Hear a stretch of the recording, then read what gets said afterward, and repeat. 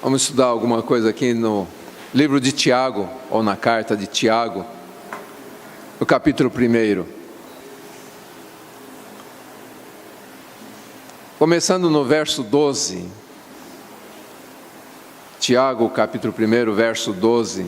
Diz assim: Feliz é o homem que suporta a provação com perseverança, porque depois de aprovado, receberá a coroa da vida que o Senhor prometeu aos que o amam. Quando tentado, ninguém deve dizer: sou tentado por Deus, pois Deus não pode ser tentado pelo mal, e a ninguém tenta. Mas cada um é tentado quando atraído e seduzido por seu próprio desejo. Então o desejo, tendo concebido, dá à luz o pecado, e o pecado, após se consumar, gera a morte. Meus irmãos, meus amados irmãos, não vos enganeis. Amém. Vamos orar. Querido Pai Celestial, nós pedimos a Tua bênção sobre a meditação da Tua palavra. Que o Teu Santo Espírito venha abrir o nosso entendimento, para que possamos compreender a Tua Santa Palavra. Que o Teu Espírito trabalhe com a Tua Palavra no nosso coração, para nos transformar, para nos aperfeiçoar, para nos edificar. E que o Teu nome seja glorificado. Nós oramos em nome de Jesus, te agradecendo por tudo. Amém. Amém, queridos. Nós vemos nesse texto aqui, Tiago, ele fala a respeito de duas coisas. Ele fala sobre aprovação, e ele fala: feliz é o homem que suporta a provação com perseverança. E depois ele vai falar a respeito de tentação, quando ele fala: quando tentado, ninguém deve dizer, sou tentado por Deus, porque Deus a ninguém tenta. Então nós vemos aqui duas situações, uma de prova e uma de tentação, e a gente vai estudar um pouquinho sobre essa questão. Primeiramente, a gente precisa entender a natureza da tentação. E para entender a natureza da tentação, a gente tem que entender o que a gente já estudou várias vezes, já citou várias vezes aqui, é que o homem foi criado para adorar a Deus. O homem foi criado para servir a Deus, estar em plena comunhão com Deus. O breve catecismo de Westminster, ele começa dizendo assim: o fim principal do homem é glorificar a Deus e alegrar-se nele para sempre. Então, a gente encontra aqui que o homem deve ter como propósito na vida glorificar a Deus, e a sua satisfação deve estar em Deus.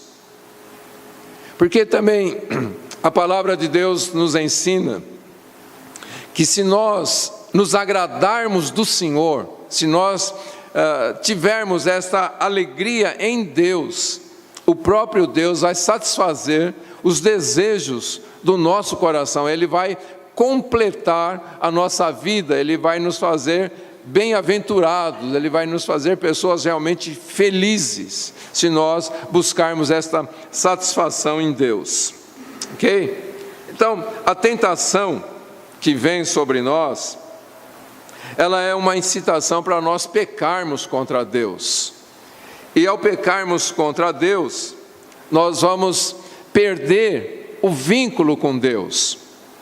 Isaías diz que os ouvidos do Senhor não estão agravados para que não possa ouvir a nossa oração, que as suas mãos não estão, elas estão estendidas, mas ela não pode nos abençoar, porque o pecado faz separação entre nós e o nosso Deus.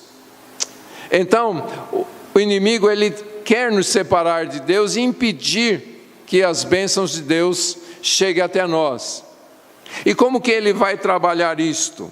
Ele vai trabalhar justamente neste que é o ponto principal da criação. que a criação foi feita, o homem foi criado para glorificar a Deus, ok? Então Paulo fala sobre essa questão lá em Romanos capítulo 1, no verso 25, ele diz assim: trocaram a verdade de Deus pela mentira, e adoraram e serviram as coisas e seres criados em lugar do Criador, que é bendito para sempre. Amém. Então, qual é o alvo de toda a tentação? É justamente nos impedir que nós adoremos a Deus, que nós glorifiquemos a Deus. Então, o alvo da tentação é criar um falso Deus para adorarmos. E qual é este falso Deus? Então, diz aqui Paulo, são as coisas criadas. Não só o homem, mas tudo o que cerca a vida do homem neste mundo, tudo que Deus criou.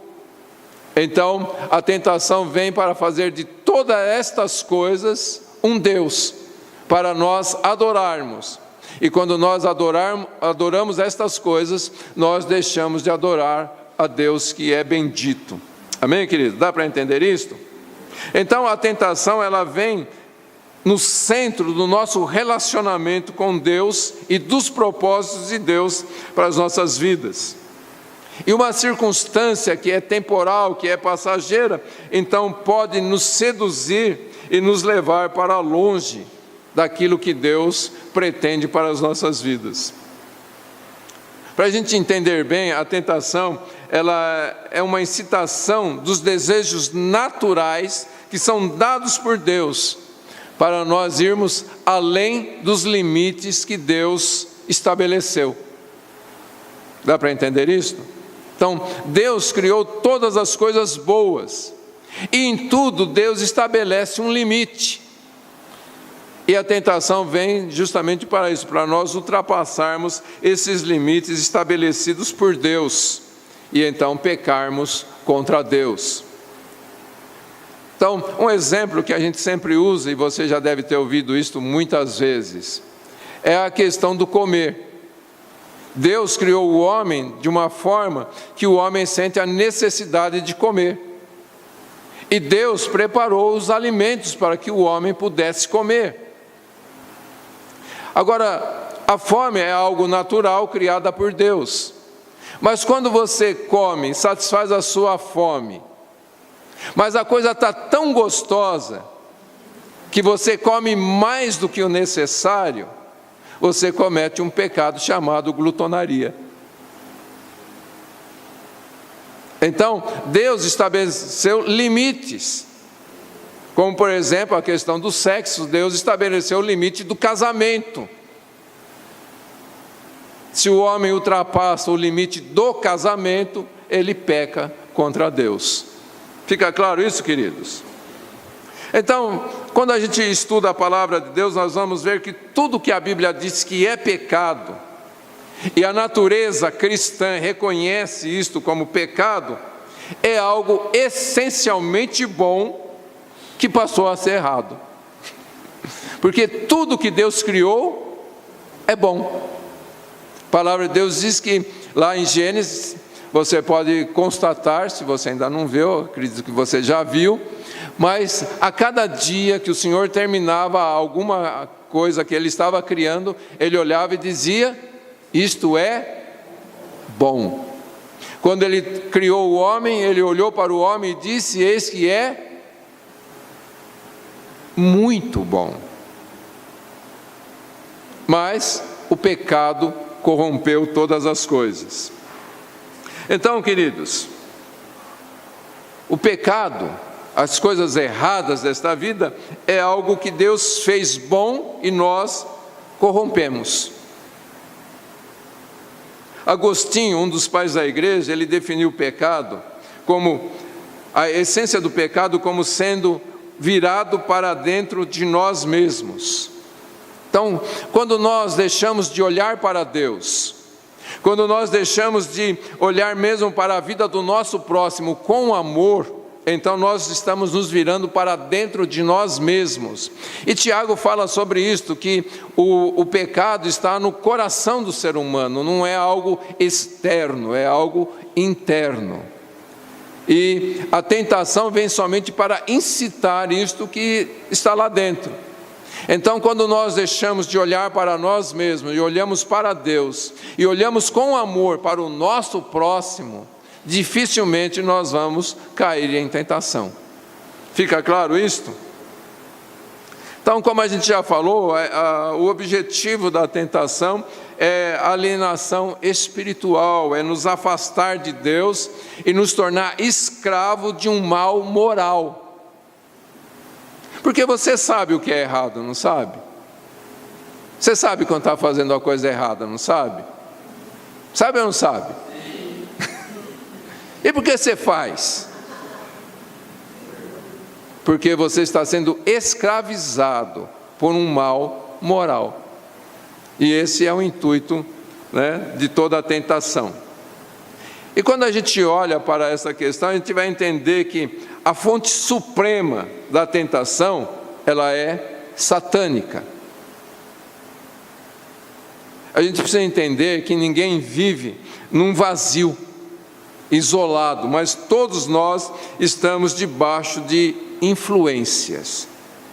Se nós não submetermos a influência de Deus em nossas vidas, certamente estaremos sob a influência do tentador. Agora, todos nós somos tentados, e não tem jeito de não ser tentado. O próprio Jesus foi tentado. Então, Jesus, quando nos ensinou a orar, Ele nos ensinou o que sobre a tentação? Não nos deixe cair nas tentações. Ele não disse, não nos deixe ser tentados, porque isto é impossível, ok? A gente tem o exemplo aqui, eu falei, o próprio Jesus foi tentado. Lá em Mateus capítulo 4, verso 3, diz, o tentador aproximou-se dele e disse, se tu és o Filho de Deus, mande que estas pedras se transformem em pães. O objetivo do inimigo aqui, qual que era? Levar Jesus a agir por si próprio. Então, toda vez que você é tentado ou incitado a agir sem Deus estar cooperando com você naquilo, pode ter certeza que você está sendo tentado. Por exemplo, ninguém pede ajuda de Deus para roubar alguma coisa. Você já viu alguém? Ó, Senhor, eu vou roubar, né, a empresa, então me ajuda para que eu não seja descoberto. Alguém ora dessa forma? Então, quando alguém quer roubar, ele tenta apagar tudo que é de Deus na vida dele, porque senão a consciência pesa. Então, sempre que nós somos tentados, nós vamos ser tentados assim a agir na independência de Deus, ok? Na primeira carta aos Tessalonicenses, no capítulo 3, verso 5, Paulo diz assim, por esta razão, não suportando mais, enviei Timóteo para saber a respeito da fé que vocês têm, a fim de que o tentador não os seduzisse, tornando inútil o nosso esforço. Então, o que Paulo previu aqui é que Satanás pudesse tentar roubar a palavra que foi semeada no coração daquelas pessoas de Tessalônica. Aí nós nos lembramos da parábola do semeador, que Jesus disse que quando a semente está sendo semeada, vêm as aves do céu para roubar aquela semente. E Jesus disse, explicando para os discípulos, que quando a palavra de Deus é lançada no coração de alguém, Satanás vem para roubar aquela palavra. E então Paulo, temendo que isto acontecesse com a igreja de Tessalônica, ele estando preso e não podendo visitar a igreja, ele mandou Timóteo até lá para saber que aqueles irmãos e também admoestar aqueles irmãos que permanecessem na palavra ensinada pelo apóstolo. Amém, queridos? E nós vemos lá em Atos que a igreja prosperou porque ela perseverava na doutrina dos apóstolos. Então, queridos, é muito importante que quando você lê a palavra de Deus, ou você ouve a palavra de Deus sendo exposta, que você medite sobre aquela palavra no seu dia a dia. Se você leu a palavra de manhã, então durante todo o dia procure se lembrar e meditar naquilo que você leu. Porque se você simplesmente ler e não pensar durante o dia e talvez reler ou até anotar num pedaço de papel alguma das coisas que vai te fazer lembrar aquele princípio, aquilo vai ser perdido durante o dia. A gente já estudou aqui que logo pela manhã, quando nós acordamos, existe um pão preparado para nós. Então, o Senhor nos dá a sua palavra logo pela manhã, para aquela palavra nos alimentar e nos fortalecer, para que nós possamos viver aquele dia sem pecarmos contra o Senhor. Jesus sabe tudo o que vai acontecer conosco naquele dia. Você crê nisto? Amém? E então, logo pela manhã, Ele te dá instruções. Mas se você não meditar nisto, se você não buscar este pão do Senhor, a tentação virá e você não terá como resistir. Amém, queridos? A gente tem o exemplo do profeta Elias, que estava lá meio desanimado, vamos dizer meio, né, para não dizer totalmente, e ele queria até morrer. E ele deitou ali naquela sombra e queria morrer. E diz a palavra de Deus que veio um anjo do Senhor, acordou Elias, e ali o anjo trazia pão e água e disse para Elias: come e bebe, porque a jornada vai ser longa. Aí Elias comeu um pouquinho, bebeu e voltou a dormir. O anjo acorda, come e bebe, porque a jornada é longa. Então o Senhor traz o pão, mas muitas vezes a gente prefere dormir, a gente não come, aí passa apuro. Fica claro isso, queridos? Pedro, na sua primeira carta, no capítulo 5, verso 8, ele diz assim: sejam sóbrios e vigiem. O diabo, o inimigo de vocês, anda ao redor como leão, rugindo e procurando a quem possa devorar. Então, em que momento do dia acontece a tentação? Em todos. Em todos os momentos. Até aqui dentro, a gente está louvando a Deus e sendo expostos à palavra de Deus, mas o diabo não perde tempo não pensa que ele ficou lá fora e está esperando você chegar lá no portão para começar. Provavelmente ele está cutucando aí, tentando fazer você pensar em algumas coisas que não diz nada a respeito do que nós estamos falando aqui, levando você a se preocupar com o almoço, levando você a se preocupar com o passeio da tarde, e a chuva não vai deixar, e tantas outras coisas.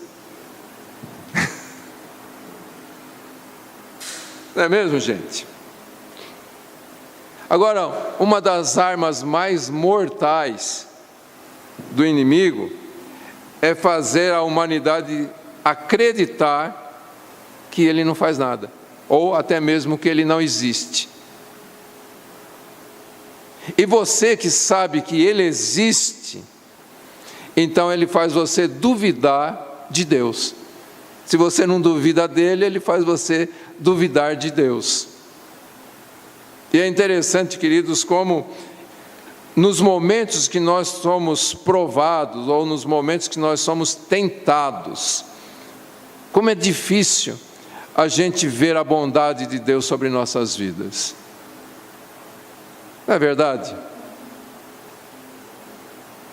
Nos momentos que nós somos mais provados, são os momentos em que a nossa fé mais vacila, que nós desanimamos e duvidamos que Deus realmente se importa com a gente.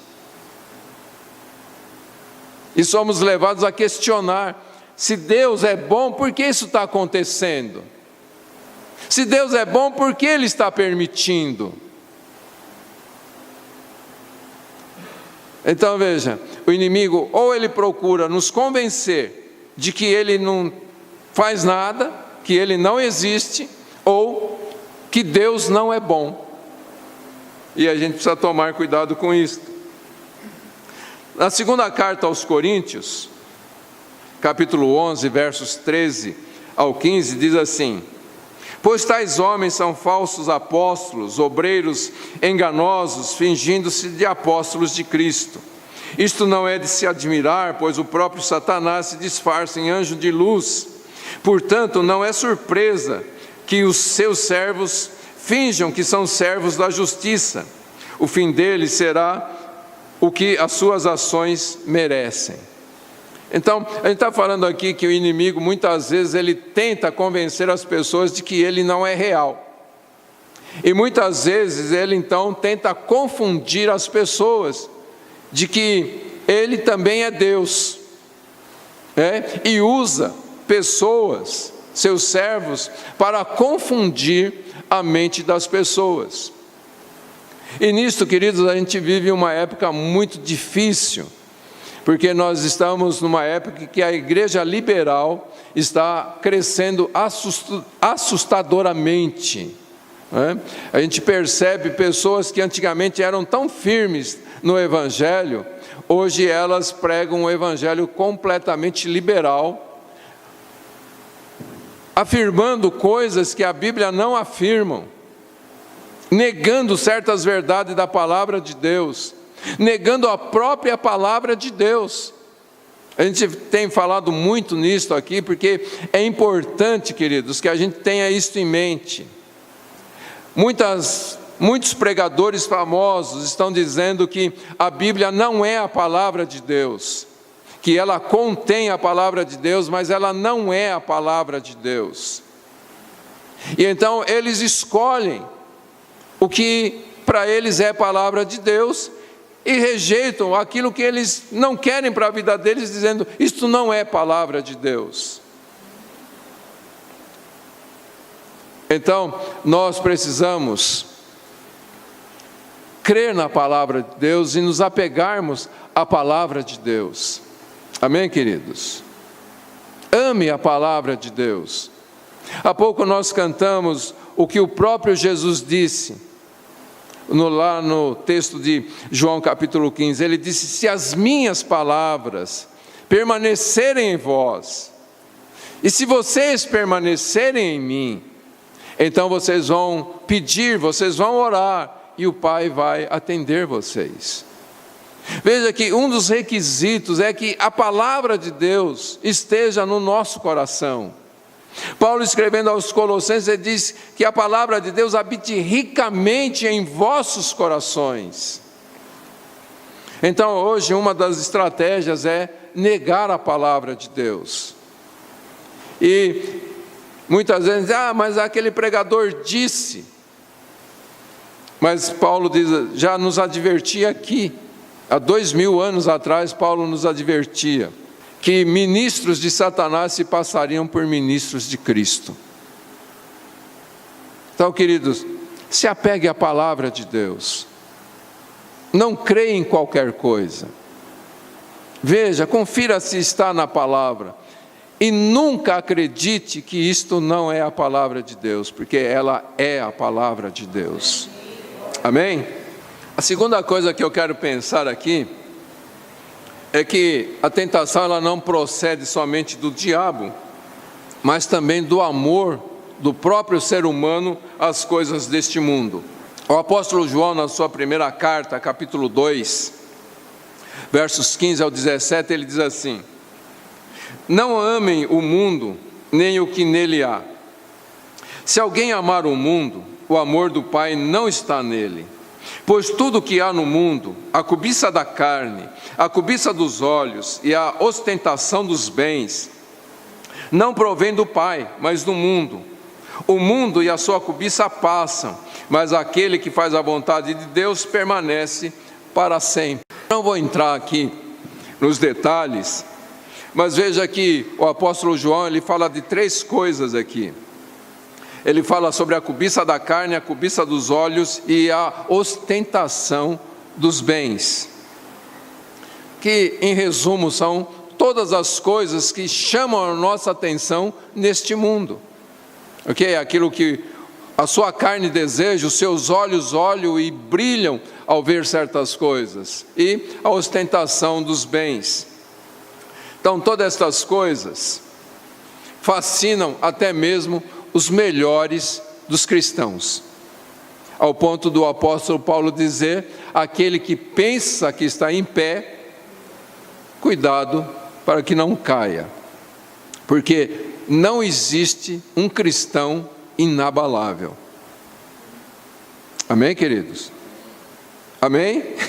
Não existe um cristão inabalável, que diz: não, cheguei num ponto em que eu sou. Todos nós somos dependentes de Deus, sempre seremos.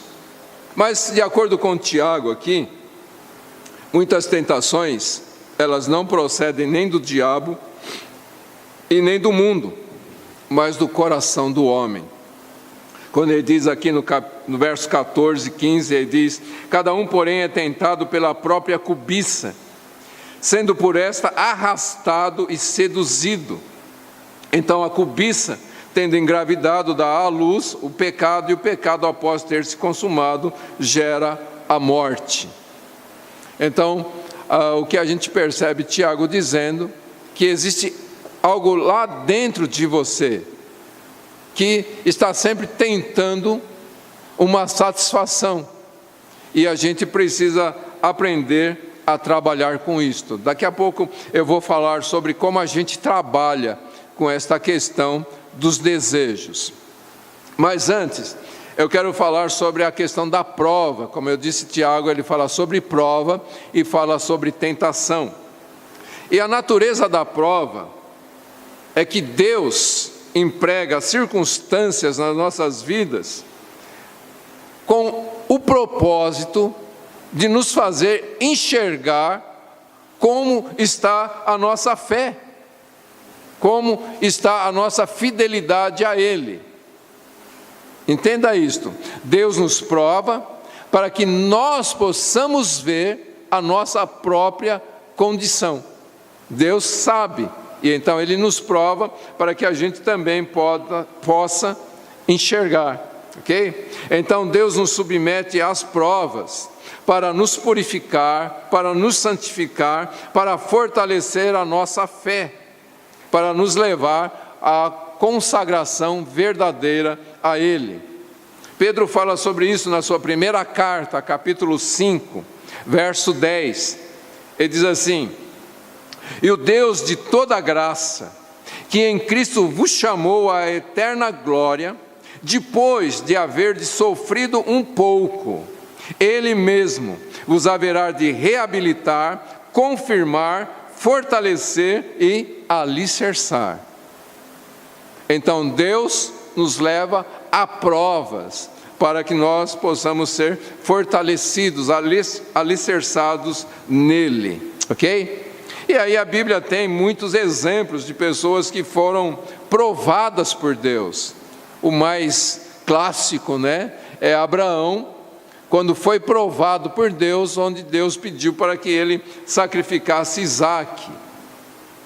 A gente vê o povo de Israel sendo provado em muitas vezes, né, quando Deus mandou eles seguirem a nuvem, e eles estavam seguindo a nuvem, e eles já estavam sem água por um tempo, e então a nuvem ia caminhando para Elim, E eles olharam para o lado e viram as águas de Mara. Deus deixou aquele lago lá, as águas de Mara, para que eles pudessem ser provados, se eles iam continuar seguindo a nuvem, ou eles iam se desviar para aquelas águas. E o que aconteceu? Eles se desviaram para aquelas águas, provando que o coração deles não era firme em Deus. Então, queridos, Deus sempre vai nos provar, para que nós possamos ver o nosso próprio coração. Quando eles chegaram lá nas águas de Mara, as águas eram amargas. E eles puderam ver que sempre que nós deixamos de seguir a direção de Deus, nós vamos experimentar algo amargo. Ok? Quando Deus levou o povo através do deserto, e Deus, a cada manhã, Deus derramava o maná para que eles pudessem se alimentar. E Deus derramava aquele maná só pela manhã, para provar o coração deles. Depois vocês podem ler lá em Êxodo e vocês vão ver isto, que Deus fala que iria prová-los através do maná. E o que aconteceu nos primeiros dias? Quando Deus falou, olha, toda manhã vai chover o maná. O que eles fizeram? Eles comeram e guardaram para mais tarde. E o que eles guardaram para mais tarde, estragou. Mas o coração deles foi provado, se eles iam confiar que Deus ia realmente derramar o pão todos os dias. E eu acho que essa é uma das provações que a gente passa constantemente, né? Nós vivemos num país onde o salário parece que não vai realmente durar até o final do mês. E a gente entra em desespero, quando nós deveríamos confiar que Deus vai nos sustentar o mês inteiro. Ou Ele pode multiplicar a farinha na botija, né, e o azeite. Amém?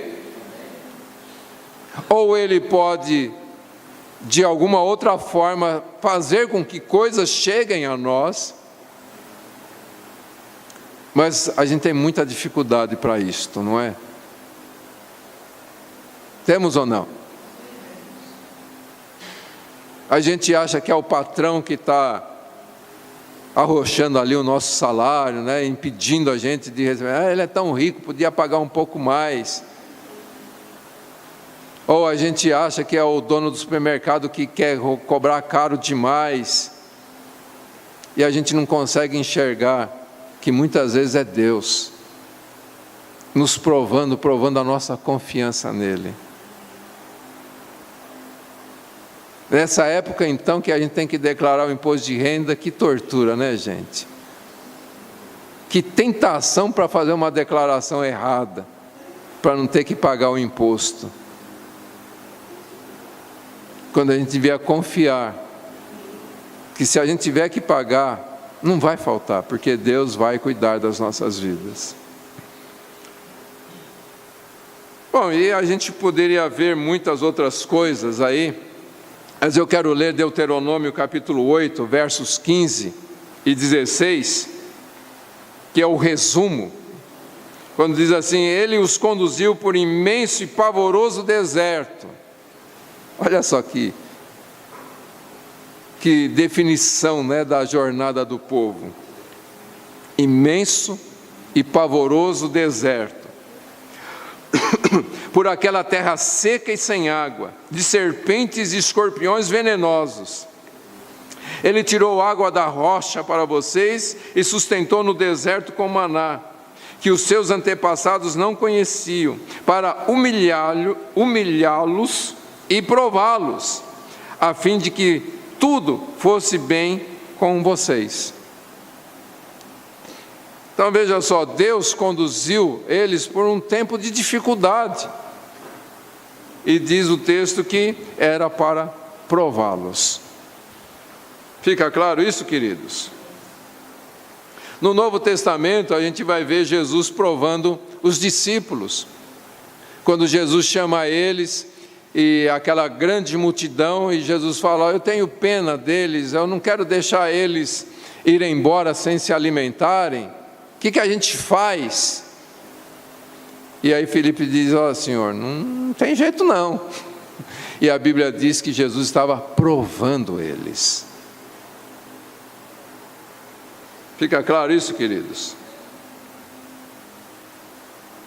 Na primeira carta de Pedro, no capítulo 1, versos 6 e 7, diz assim: nisso vocês exultam, ainda que agora, por um pouco de tempo, devam ser entristecidos por todo tipo de provação. Assim acontece para que fique comprovado que a fé que vocês têm, muito mais valiosa do que o ouro que perece, mesmo que refinado pelo fogo, é genuína e resultará em louvor, glória e honra quando Jesus Cristo for revelado. Então, queridos, a Bíblia é muito clara que nós vamos passar por esses momentos de prova, onde a nossa fé vai ser provada, ok? E como a gente já disse, Deus prova para que a gente seja fortalecido. Agora, qual a relação entre a tentação e a prova? É aqui que a gente começa a entender melhor toda essa situação. Sempre que Deus nos provar, e Deus nunca nos prova para o mal, não nos tenta para o mal, a prova são situações nas quais nós precisamos aprender a depender dEle, para que a nossa fé seja fortalecida. Mas nestes momentos de prova, o diabo pode vir para nos tentar, como ele fez lá no Jardim do Éden. Quando Deus colocou as duas árvores lá no centro do jardim, e falou para que o homem não comesse da árvore do conhecimento do bem e do mal, Deus fez isto para provar a fidelidade do homem, não para tentar, para provar a fidelidade do homem. Quando o homem estava passando por esta prova, Satanás chegou ali através daquela serpente para colocar em dúvida a palavra de Deus. O problema não era a árvore em si, mas foi o questionamento da palavra de Deus. Quando Satanás chega para dizer: vocês podem comer. E Eva diz: não, nós não podemos comer. Mas é lógico que vocês não vão morrer. Veja, a conversa do diabo com a mulher não foi a respeito da árvore em si, mas da ordem que Deus havia dado, da palavra que Deus havia falado. Todo o questionamento foi a respeito da fidelidade e não da árvore em si. Então, queridos, a questão não são as coisas, a questão é o que Deus fala sobre aquilo. E então Deus está nos provando, e o inimigo vem para colocar em dúvida as promessas de Deus, a palavra de Deus, a fidelidade de Deus, a bondade de Deus. Dá para entender isto? Sempre que nós somos provados, o inimigo pode usar esta prova para nos tentar a agirmos independente de Deus.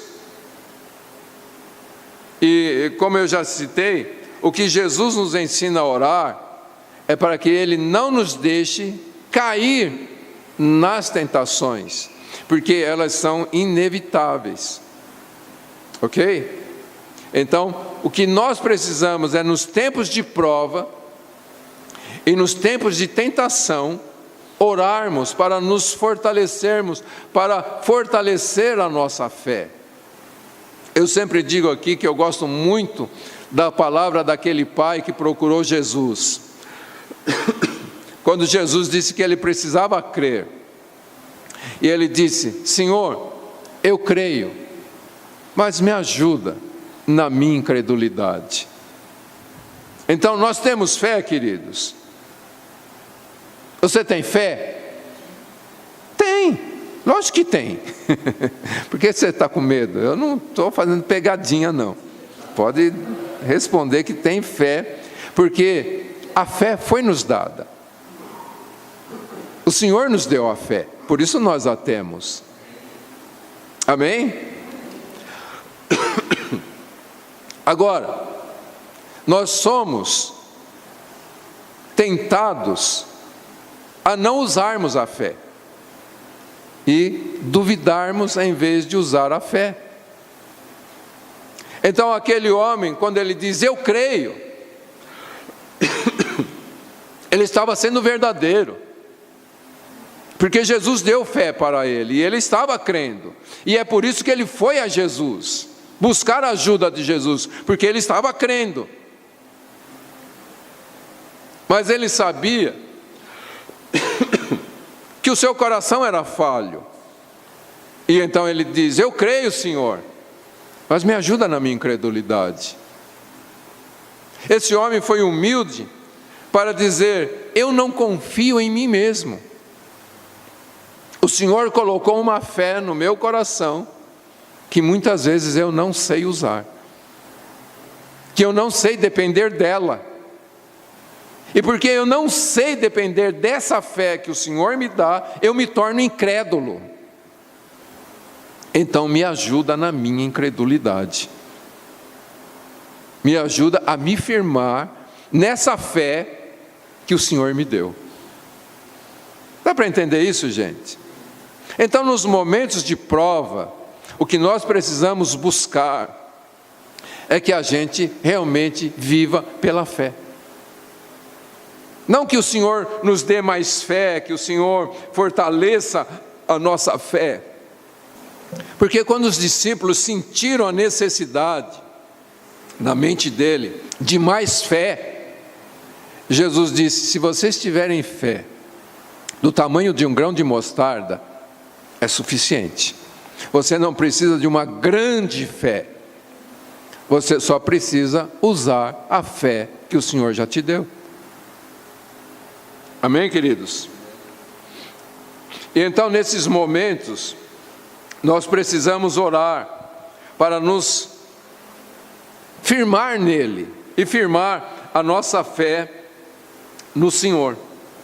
Fica claro isto? Agora, quando nós estamos sendo provados e Satanás vem para nos tentar, nós precisamos olhar para ele, para Jesus.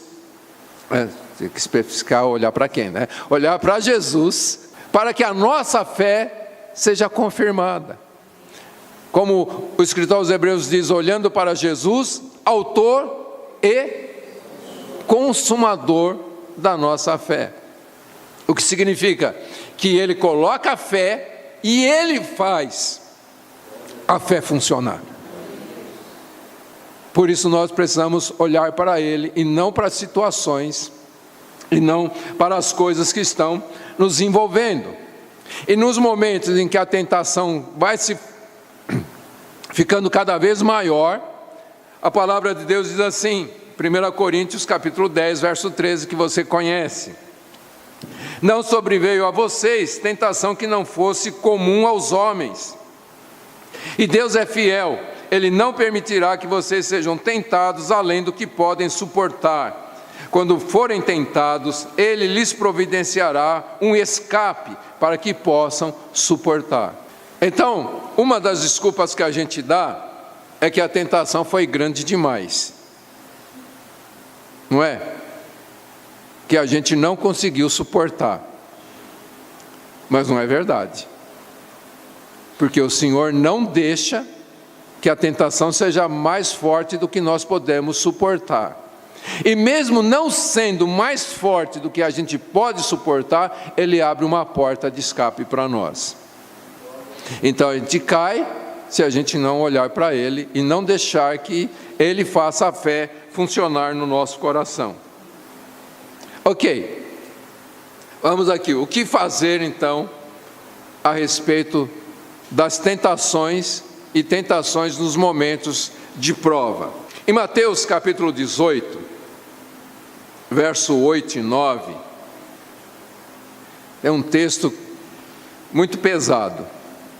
Jesus diz assim: se a tua mão ou o teu pé o fizerem tropeçar, corte-os e jogue-os fora. É melhor entrar na vida mutilado ou aleijado do que, tendo as duas mãos ou os dois pés, ser lançado no fogo eterno. Se o teu olho fizer tropeçar, arranca-o e joga-o fora.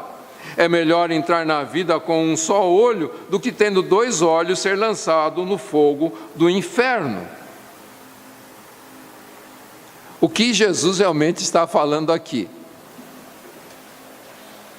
Jesus está mostrando como que a gente tem que lidar com as tentações e como é urgente nós trabalharmos com estas coisas. Então vamos entender o que Jesus está falando aqui. E para entender, vamos pegar algumas palavras de Paulo. Romanos capítulo 8, verso 13. Ele diz assim: porque se viverdes segundo a carne, morrereis.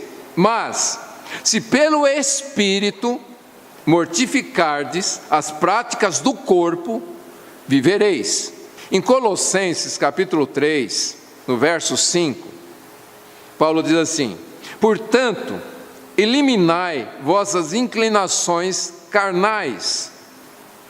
Na versão NVI, esse verso está assim: assim, façam morrer tudo que pertence à natureza terrena de vocês.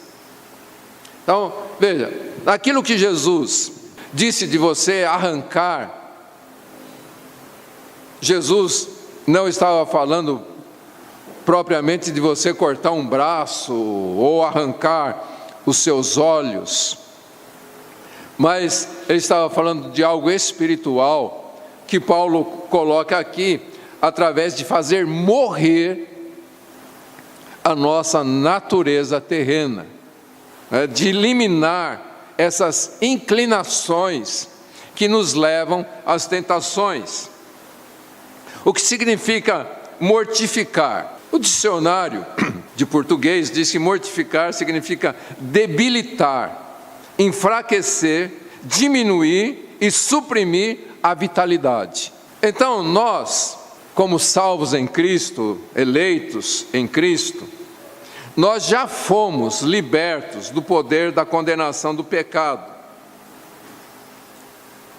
Mas Paulo, escrevendo para esses crentes que foram libertos, ele diz que esses mesmos crentes precisam e têm a obrigação de mortificar o poder do pecado que habita em seus corações.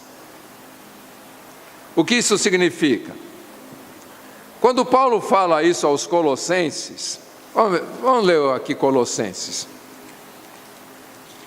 Colossenses capítulo 3. A partir do verso 1 ele diz assim: já que fostes ressuscitados com Cristo, buscai as coisas de cima, onde Cristo está assentado à direita de Deus. Pensai nas coisas de cima e não nas que são da terra, pois morrestes e a vossa vida está escondida com Cristo em Deus. Quando Cristo, que é a nossa vida, se manifestar, também vos manifestareis com Ele em glória. Portanto, eliminai vossas inclinações carnais, prostituição, impureza, paixão e desejo mau e avareza, que é idolatria. É por causa destas coisas que a ira de Deus sobrevém aos desobedientes. Então, olha que interessante, Paulo diz: vocês já morreram com Cristo, vocês já ressuscitaram com Cristo, e agora vocês devem buscar as coisas do alto, pensar nas coisas do alto. Mas a tentação vem em que base? De você pensar e buscar as coisas terrenas. Então, queridos, como que a gente faz morrer a nossa natureza do pecado? A palavra de Deus diz que nós precisamos pensar nas coisas celestiais. Pensarmos nas coisas que Deus fala e buscarmos a presença de Deus, buscarmos as coisas do alto. O que é as coisas do alto? O que são as coisas do alto? É a presença de Deus, é a glória de Deus, é o Espírito Santo, é a palavra de Deus, é a vida eterna, é a paz com Deus, é a alegria de Deus, é a verdadeira fé. É estas coisas que nós devemos estar sempre buscando. Amém? Então Paulo está dizendo aqui que o fato de nós já sermos salvos não nos isenta dessa obrigação de mortificar os nossos desejos carnais, porque eles continuam dentro de nós. Tiago diz que toda a tentação começa dentro do nosso coração, coisas que estão lá dentro. Coisas que, como eu disse no começo, são coisas boas que Deus fez, mas que nós, homens, corrompemos. São coisas boas que somos tentados a ultrapassar limites. Então, quando nós somos tentados, o que nós precisamos buscar? O que Deus diz a respeito disto? Qual o limite que Deus estabeleceu para esta questão? É o que Paulo está dizendo. Pense nas coisas do alto, pense nos limites que Deus estabeleceu para você. Pense no que Deus fala sobre aquele assunto, sobre aquela determinada coisa. Pense, medite na palavra de Deus, busque o Espírito Santo, se fortaleça no Senhor, peça que Ele te ajude na sua incredulidade. Amém, queridos? Agora, veja o que Paulo fala sobre isto. E lembrando, antes de a gente pensar no que Paulo fala aqui, como que ele tratava com este assunto, há pouco nós cantamos o que a palavra de Deus diz lá em João capítulo 15, que Deus sempre vai trabalhar as nossas vidas, nos poldando. Deus sempre vai procurar cortar arestas da nossa vida. E é por isso que Ele nos prova, e é por isso que Ele permite a tentação. Ok? Mas nesses momentos, veja o que Paulo diz sobre isto. Lá em 1 Coríntios capítulo 9, verso 27. Pelo contrário, aplico socos no meu corpo e o torno meu escravo, para que depois de pregar aos outros, eu mesmo não venha a ser reprovado. Na outra versão diz Paulo dizendo: eu subjugo o meu corpo e o reduzo à servidão. Então o que Paulo está dizendo aqui? Que a maneira de nós trabalharmos com as tentações é não fazer com que as nossas forças, nossas energias sirvam ao nosso corpo, mas fazer com que o nosso corpo sirva aos propósitos de Deus na nossa vida. Então ele fala: o meu corpo não é senhor sobre a minha vida, pelo contrário, eu faço o meu corpo ser meu escravo. Eu não sou escravo do meu corpo, eu faço o meu corpo ser meu escravo. Eu sei o que Deus quer de mim, e eu obrigo o meu corpo a fazer o que Deus quer e não o que a minha carne quer. Como que isso acontece? Jesus disse: a carne é fraca, mas o Espírito está pronto. Então, pelo Espírito, buscando as coisas do alto, pensando nas coisas do alto, eu faço o meu corpo ser um servo e não um senhor. Eu subjugo o meu corpo. Ok, queridos? Por que que Paulo fazia isto, e ele fazia isto diariamente? Aí a gente vai pensar algumas coisas aqui. O pecado está sempre presente, sempre. Por isso ele precisa ser sempre mortificado. Você precisa fazer sempre ele morrer. Agora, a gente vai entender bem isso daqui a pouco. O pecado interior não está só sempre presente, mas ele também está sempre em ação. O pecado não dorme, tá? Ele está sempre em ação. O pecado não está só em ação, mas também ele vai produzir pecados destrutivos da nossa alma. Então, existe algo dentro de nós que nos leva a cometer pecados. Existe um pecado que nos leva a cometer pecados. E o que Paulo está dizendo aqui, que nós precisamos fazer morrer, é esse pecado. Porque se esse pecado, a gente não matar esse pecado, não adianta a gente lutar com os pecados, porque a gente vai ser sempre vencido. Ok? Agora, o pecado, esse pecado interior, ele tem que ser enfrentado pelo Espírito Santo e pela nova natureza. Para a gente entender. Romanos capítulo 6, no verso 6, diz assim: pois sabemos isto, a nossa velha natureza humana foi crucificada com ele, para que o corpo sujeito ao pecado fosse destruído, a fim de não servirmos mais ao pecado. No verso 11 de 1 Coríntios 6, diz assim: assim também considerai-vos mortos para o pecado, mas vivos para Deus em Cristo Jesus. Para a gente entender como que funciona isto, Gálatas capítulo 6, verso 14.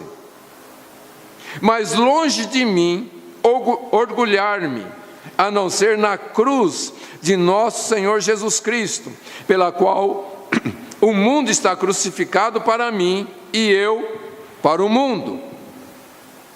Ao entender tudo isso aqui, queridos, lá na cruz, Jesus nos incluiu, e lá na cruz Ele venceu o nosso pecado. Nós fomos crucificados com Cristo, para que o corpo do pecado fosse desfeito. Ok? Esta é uma realidade que aconteceu lá na cruz. Mas também é uma realidade que nós precisamos trazer à existência em nós. E como que nós fazemos isto? Diz Paulo: me orgulhando na cruz, valorizando a cruz. Como que nós enfrentamos o pecado? Com a cruz. Por isso que Paulo diz, buscando as coisas do alto, pensando nas coisas do alto.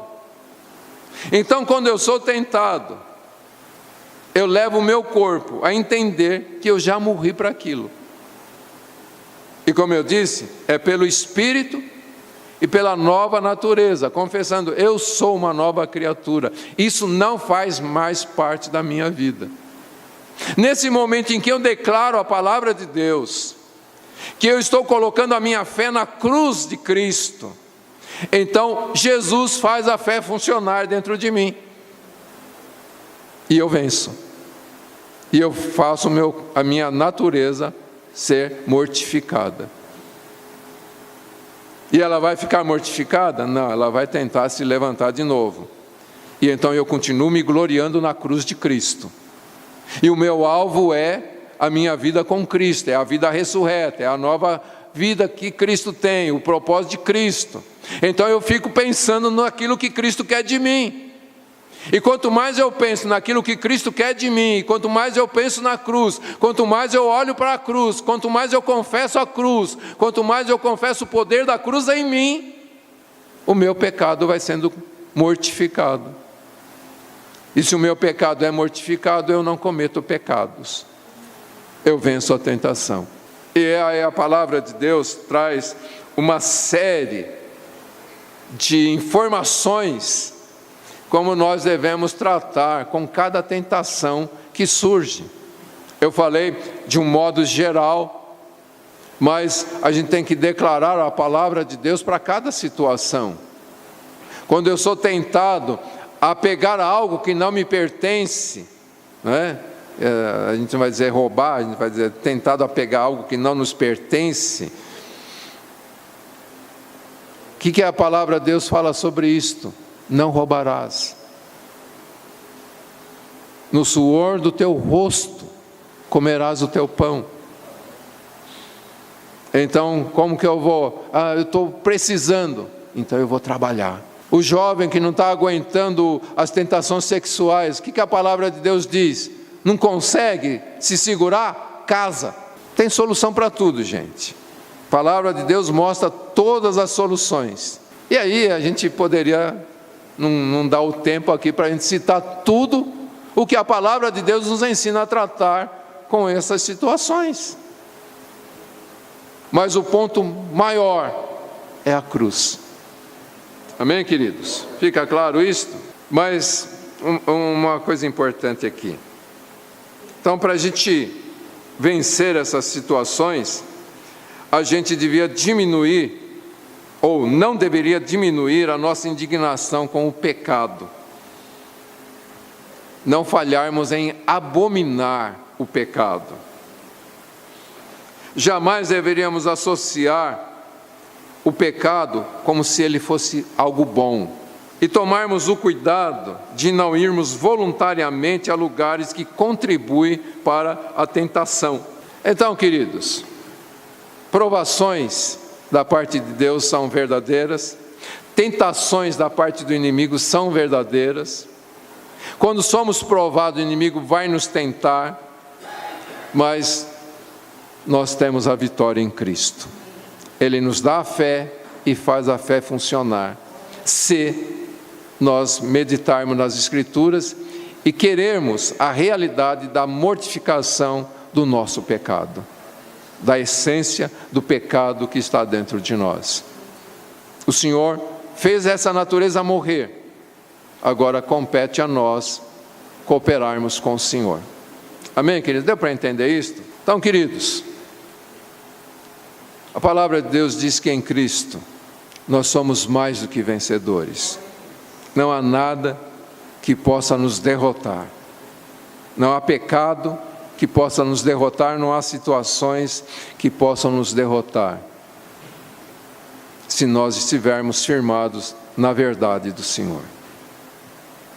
Não peça para ficar livre das provas, não peça para ficar livre das tentações, porque isso não vai acontecer.